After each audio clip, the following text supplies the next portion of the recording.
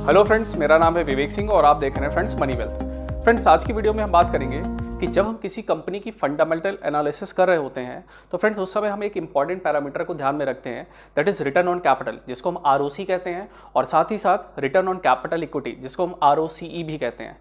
तो फ्रेंड्स आखिरकार आरओसी और आरओसीई आखिरकार ये होते क्या हैं, और जब हम किसी कंपनी की फंडामेंटल एनालिसिस कर रहे होते हैं तो इनको किस तरह से कैलकुलेट किया जाता है और इनका यूज़ किस तरह से हम करके कंपनी की एक अच्छे से एनालिसिस कर सकते हैं, उसके बारे में हम फ्रेंड्स आज के सेशन में इस वीडियो में सीखेंगे।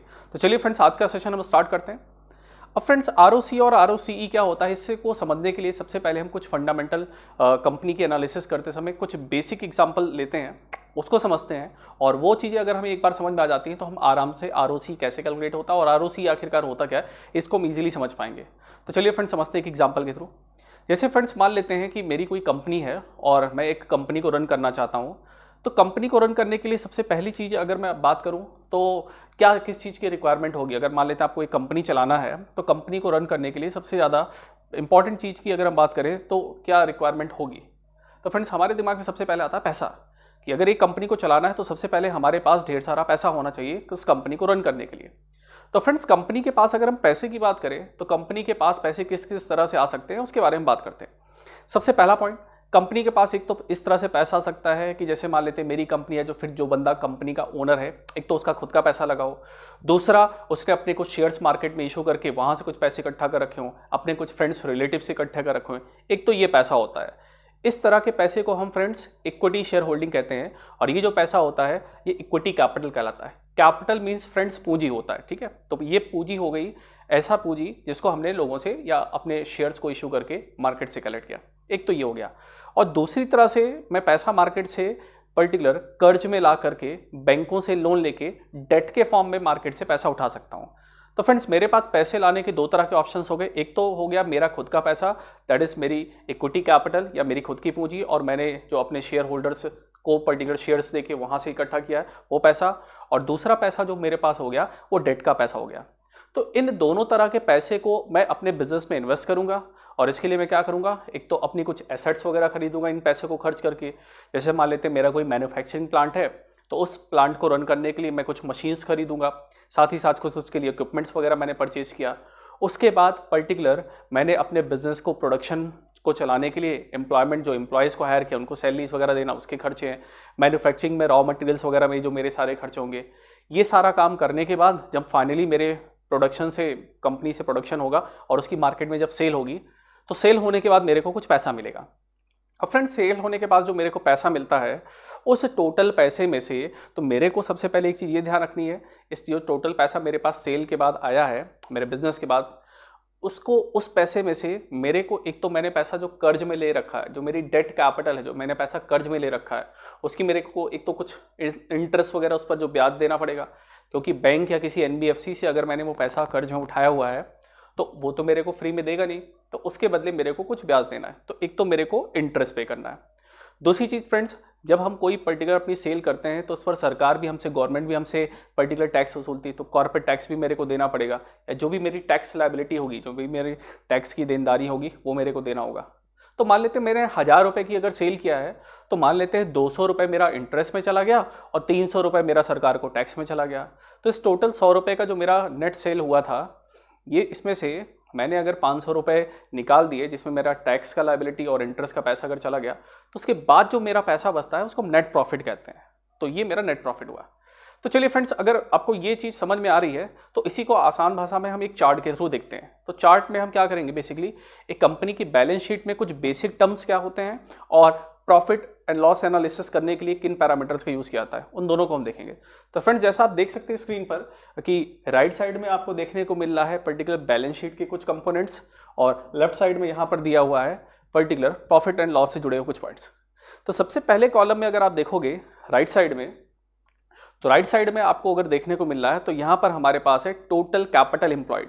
टोटल कैपिटल मतलब कितना पैसा मैंने टोटल लगाया है। तो इसमें आप देख रहे हो दो पार्ट है, एक रेड कलर का पार्ट है जिसमें हमने बात किया इक्विटी की। फ्रेंड्स एग्जांपल में भी हमने समझा था इक्विटी मतलब वो पैसा जो मैंने लगाया हुआ है या मैंने अपने शेयर होल्डर से लेके मैंने वहां पर पैसा इन्वेस्ट किया है। तो ये मेरा एक इक्विटी कैपिटल हो गया। दूसरा इसमें जो ब्लू कलर के बॉक्स में आपको देखने को मिल रहा है वो है पर्टिकुलर एलटी डेट। एलटी मतलब हो गया फ्रेंड्स लॉन्ग टर्म डेट। मैंने जो लॉन्ग टर्म्स के लिए बैंकों से या किसी अदर एनबीएफसी से मैंने जो पैसा कर्ज में ले रखा है, तो इक्विटी का पैसा और डेट का पैसा, ये दोनों पैसा मिला के बन गई मेरी टोटल कैपिटल एम्प्लॉयड, टोटल जो मेरे पास पैसा है। और फ्रेंड्स इसी में नीचे अगर आप देखोगे तो नीचे ब्लैक कलर के बॉक्स में दिया हुआ है कि इस पैसे को मैं कहाँ कहाँ लगा रहा हूँ। इस पैसे को अपनी एक मैं फिक्स्ड एसेट, फिक्स पूंजी जनरेट करने में लगाता हूँ। जैसे हमने अभी बात किया था कि मैंने कुछ मशीनरी खरीद लिया या कुछ इक्विपमेंट खरीद लिया, उसके बाद कुछ पैसा मेरे पास कैश में भी होता है जिसको मैं खर्च करने के लिए फर्दर यूज़ करूँगा।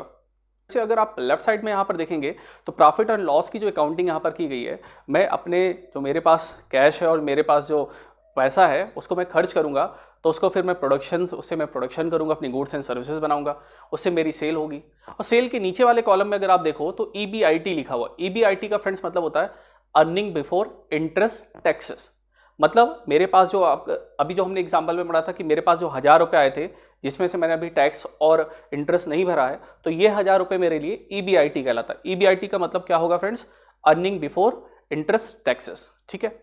अब अगर इस पर्टिकुलर EBIT में से मैं टैक्स और इंटरेस्ट की जो मेरी लायबिलिटी, जो मेरी देनदारी है, अगर मैं इसको हटा दूं तो इसके पास मेरा बचता है नेट प्रॉफिट। जो ग्रीन कलर के बॉक्स में आप देख रहे हैं ये मेरा नेट प्रॉफिट।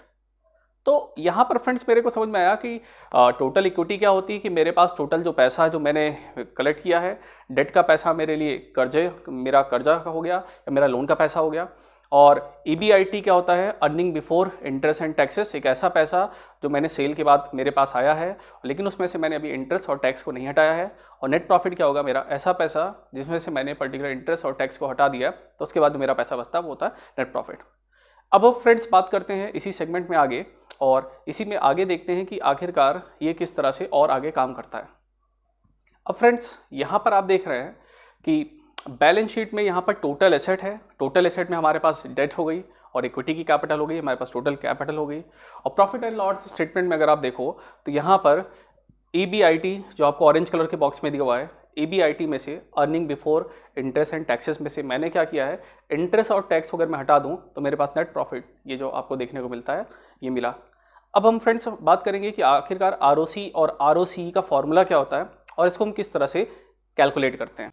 फ्रेंड्स यहाँ पर अगर आप ROCE का फॉर्मूला देखें, that is return on capital employed, तो इसमें बेसिकली होता क्या है? EBIT that is earning before interest and taxes divided by total asset या फिर टोटल कैपिटल।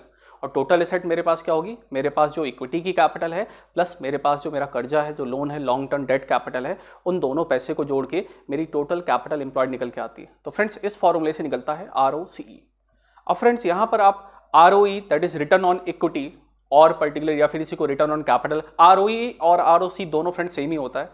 तो ROE की अगर हम बात करें तो यहाँ पर ROE that is return on equity, इसका फॉर्मूला क्या है? नेट प्रॉफिट, जिसमें से हमने फ्रेंड्स टैक्सेस और पर्टिकुलर इंटरेस्ट को हटा दिया है, divided by share holders equity, जो हमारे पास इक्विटी कैपिटल थी, इस रेशियो से निकलेगा। और जो हमारा ROCE होता है फ्रेंड्स, अभी हमने पढ़ा EBIT divided by total capital employed. तो ये दो फॉर्मूले होते हैं जिसे हम ROE और ROCE कहते हैं। फ्रेंड्स ROC और ROE से हमें ये पता चलता है कि आखिरकार आपने जो पर्टिकुलर कंपनी में पैसा लगाया हुआ है या कंपनी के पास जो टोटल पैसा है, चाहे वो कंपनी ने पैसा कर्ज में ले रखा है, चाहे वो कंपनी के पास अपना खुद का पैसा है, इस टोटल पैसे को कंपनी किस तरह से यूज़ कर रही है और साल भर पर उसमें कितना रिटर्न कमा रही है। अब आपने अगर किसी कंपनी में पैसा लगाया है तो आप कंपनी से ये उम्मीद करेंगे कि कंपनी में अगर आप पैसा लगा रहे हो तो कंपनी उस पैसे का सही से यूटिलाइजेशन कर रही हो अपने बिजनेस में, अपने बिजनेस को एक्सपेंड करने में, अपने बिजनेस को बढ़ाने में और पर्टिकुलर ज़्यादा प्रॉफिट बनाने में। अब कोई अगर ऐसी कंपनी हो जो पर्टिकुलर जिसमें हम पैसा तो बहुत सारा हमने इन्वेस्ट कर रखा और उसने कर्जे में भी ले रखा है, लेकिन वो कंपनी अगर उस पर रिटर्न नहीं बना पा रही है, प्रॉफिट नहीं जनरेट कर पा रही है, देन इस तरह की कंपनियों में अगर हम इन्वेस्टमेंट करते हैं तो हमारी जो कैपिटल है, हमने जो पैसा लगा रखा है, वो हमारा जो है कहीं ना कहीं लॉस में जाता है। तो फ्रेंड्स ROC और ROCE बेसिकली जो है हमें ये बताएगा कि आप पर्टिकुलर अगर इन्वेस्टमेंट कर रहे हैं तो आपको कितना रिटर्न मिलेगा, तो कितना पैसा लगाया उसमें से कंपनी ने कितना कमा के दिया, ये मेरे को देखने को मिलेगा। तो जनरली क्या होना चाहिए, किसी भी कंपनी का ROC या फिर ROCE जो है वो आखिरकार हाई होना चाहिए। और अगर ROC और ROCE अगर हाई है तो इसका मतलब कंपनी के पास जो पैसा है उसको कंपनी अच्छे से यूटिलाइज करके अपने पर्टिकुलर रिटर्न को बहुत तेजी से बढ़ा रही है, अपने प्रॉफिट को बढ़ा रही है।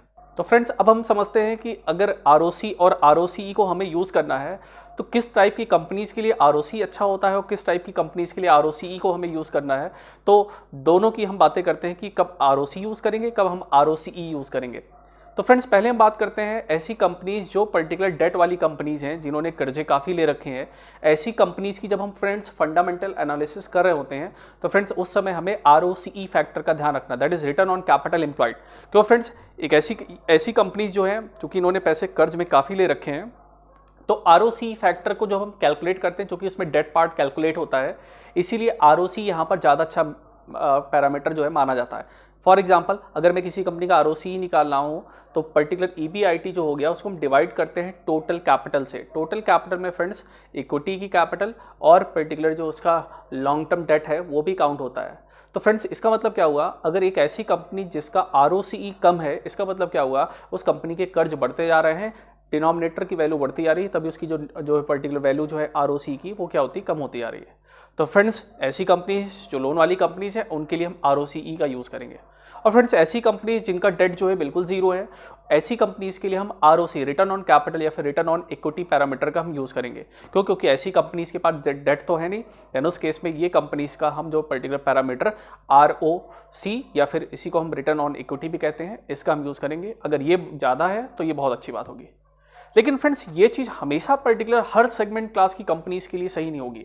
कारण क्या है, इसका मैं आपको कुछ एक्सेप्शन बताता हूँ। एक ऐसी कंपनी जो एसेट क्लास कंपनीज हैं, जिनमें एसेट्स पूंजीज का ज़्यादा यूज़ होता है, फॉर एग्जांपल बैंकिंग सेक्टर हो गया, जिसमें बैंक्स जो है पर्टिकुलर पैसे कर्ज में लेके आते हैं और फिर पर्टिकुलर उसको लोन में रोटेट करते हैं। बैंकिंग सेक्टर हो गया, टेलीकॉम सेक्टर हो गया, जिसमें एसेट की काफ़ी ज़्यादा रिक्वायरमेंट होती है, रियल एस्टेट सेगमेंट हो गया। ऐसे सेक्टर्स को जब हम कंपेयर कर रहे होते हैं, देन इस केस में ROC और ROCE पैरामीटर हमारे लिए बेस्ट होता है। लेकिन एक ऐसे सेक्टर्स जिसमें कैपिटल एसेट्स का ज़्यादा यूज़ नहीं होता, जैसे आप IT सेक्टर वगैरह की अगर बात कर लें, तो उनमें जो पर्टिकुलर जो कि कैपिटल एसेट्स बहुत ज़्यादा नहीं होती, देन उस केस में वहाँ पर हम इन पैरामीटर्स को जब बहुत ज़्यादा जो है कंपैरिजन में यूज़ नहीं करते हैं। लेकिन जो एसेट क्लास कंपनीज है उनके लिए ये one of the best parameters माने जाते हैं जब आप किसी कंपनी की फंडामेंटल एनालिसिस कर रहे होते हैं। तो फ्रेंड्स उम्मीद करता हूँ ये वीडियो आपको पसंद आ रही होगी, अच्छी लग रही होगी। अगर फ्रेंड्स आपको ये वीडियो अच्छी लग रही हो, अगर आप यूट्यूब पर देख रहे हैं तो चैनल को सब्सक्राइब कर लीजिए और अपने फ्रेंड्स के साथ शेयर करिए। और अगर आप ये वीडियो फेसबुक पर देख रहे हैं तो फेसबुक पेज को लाइक करिए और पर्टिकुलर जो है अपने फ्रेंड्स के साथ शेयर करिए। Thank you friends and have a nice day.